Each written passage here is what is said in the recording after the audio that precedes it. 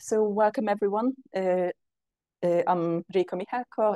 I work at ETH Library, and I'm here today to talk to you about GenAI tools that are available at ETH Zürich. So within today's short presentation, I'm going to highlight the tools that are available at ETH Zürich and also give you a few tips how to stay up to date in this constantly changing topic. The tools that I would like to focus on today are Microsoft Copilot and Gemini, but I'll briefly mention some other AI tools as well. Starting with Microsoft Copilot, you can easily access it at the address given. All you need to do is to log in with your ETH credentials.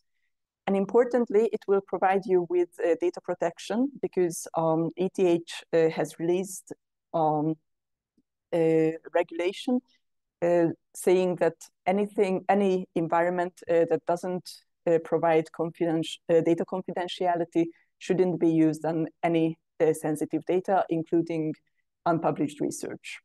So for this reason, Microsoft Copilot is an excellent tool with which you can work on your own data without compromising data integrity. There are two specific features that I would like to highlight. The first one is how to create an agent. And the second one is how to collaboratively edit your text within Copilot. Regarding the first one, I'm going to show you quickly how this can be done.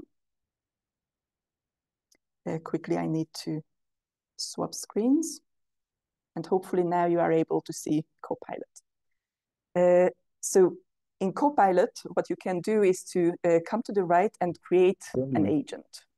With this agent, there are already templates of prompts that you can simply reuse for your own context. For example, there's the career coach. And if you switch to the configure option, then you can see the backend of this tool, and you can adjust it in any way you see fit.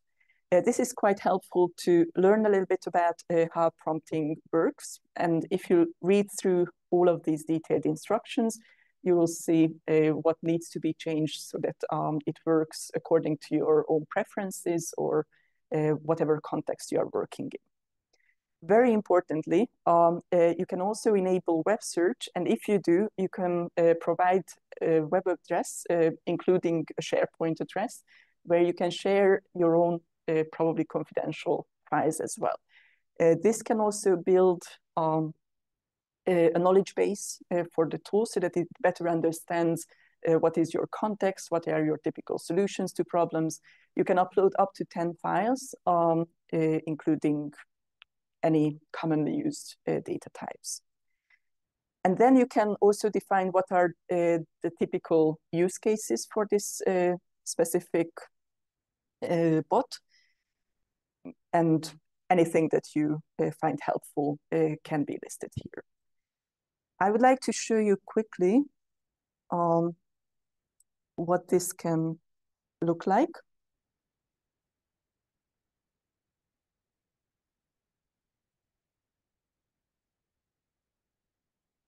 Sorry.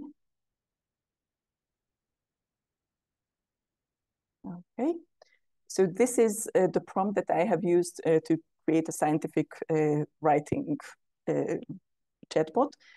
You simply define who it is, who Microsoft Copilot should act as, and define what are your typical requests for actions that should be taken. For example, providing feedback, what are the focal points that you would like to concentrate on, what are the problem areas, what should be the sequence of actions Copilot can take. And here I have defined different tasks like brainstorming, teaching me how to improve my writing, helping me manage my time during the writing process. And if you structure your prompt clearly, marking what is the bigger task and what are the sequence of subtasks Microsoft Copilot needs to do, this will be a very straightforward and easy to use tool.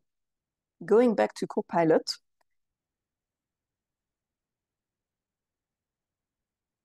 once you have, let's say this is the new bot that I wanted to create, you can create a new bot and then also define who you want to share it with. It can be just yourself keeping it private, or you can also share it with select people that you work in as a team, and you can also share it within the whole organization. Now it's taking a bit of time, but these are the three options that you will have.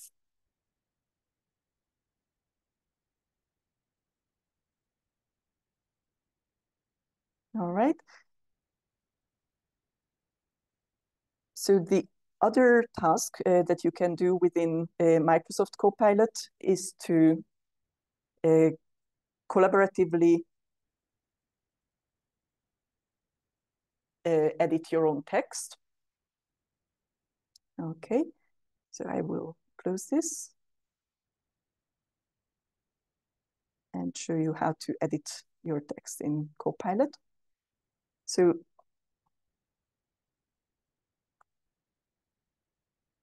I will request that it create a haiku for me, and there's the option editing pages. If you open it that way, you can still continue chatting with Microsoft Copilot, but also make changes in the text. You can reorganize it. You can add any features that Microsoft already can handle. You can change the text, and so on. So it really is an easy way to use Microsoft word editing features and also interact with the AI efficiently. And at the end, you can also share it, of course, with others. One last note, one way to know that you are in the data protected environment is this green check mark in the shield. So if that is what you see, then you can also use Copilot with sensitive data. All right, let's go back to the slides. So an alternative to Copilot would be Gemini.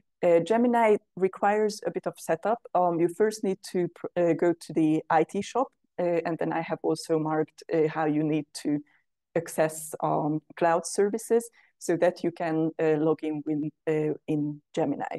So please follow through these steps, and then you will be able to log in with your regular ETH credentials. Key features of Gemini that are different from Microsoft Copilot is that it has a really substantial context window, which is basically the memory of the large language model. You can upload text that is almost 1 million tokens, which translates to roughly 1,500 pages. And you can also upload up to 10 files within the single chat until you have reached this word or token limit. Gemini works on the newest member of the Gemini family, so it's a very advanced model, and it provides the same level of data protection as Microsoft Copilot does. But what is a key difference to Microsoft Copilot, that Gemini also has a feature called deep research, which helps you gather data that is available online.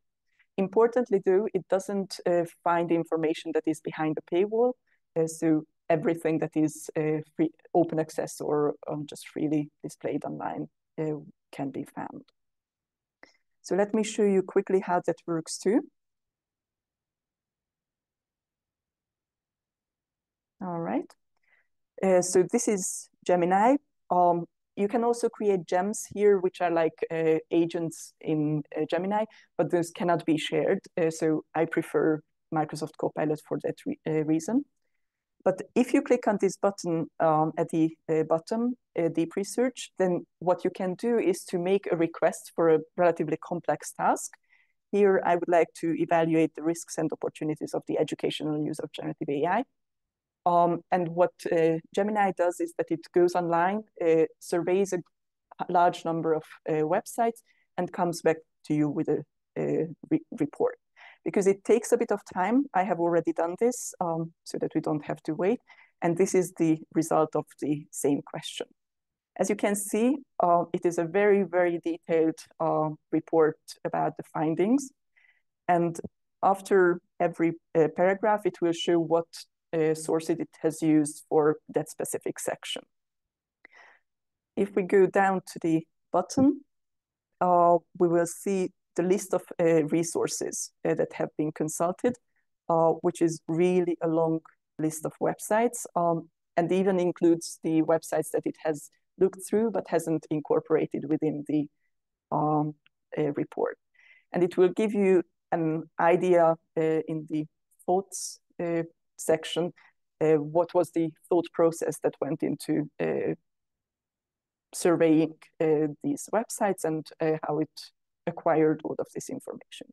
So this really speeds up the search, but at the same time, it only accesses relatively limited number of sources because anything that is beyond the paywall, again, is not accessible. There are, of course, other GenAI tools as well. Miklos Frank last week already mentioned many of these, including Site AI and Scopus AI. I have also included a link to that coffee lecture in the footnotes. But there are also other tools like Dimensions AI, Notebook LM, Perplexity, that all rely on GenAI technology, but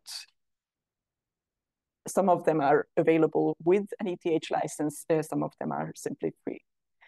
So all of these are also subject to the same limitations, that they do create hallucinations, may have biases, and so on. There are other large language models as well. Notably, ETH also has an internal large language model called Ethel. Again, I have linked where you can find more information on that. And a lot of other tools that are widely used, like ChatGPT, Claude AI, and open weights models. I know this is a lot of information already in a short amount of time, so I would like to call your attention to this self-study Moodle course, where we also convey a lot of information about GenAI tools, use cases, prompting techniques, and more. It's still under construction, so not all of these topics are available, but the technical details, reading with AI, ethical concerns are already up and running, and we are very busy working on the other topics as well. And let me take this last opportunity to also mention it to you that we are currently running a GenAI challenge where we are looking for best practices using generative AI. You can win prizes if you submit a short summary of what you use GenAI for, what are the benefits, what challenges you have encountered, and how you solve them. The deadline is the 31st of March, and that we are really keen to hear of your experiences, your use cases. Thank you very much for your attention. I can warmly recommend the next coffee lecture as well, 2 ways of publishing conference proceedings in an open access way, and we look forward to seeing you here. Thank you very much.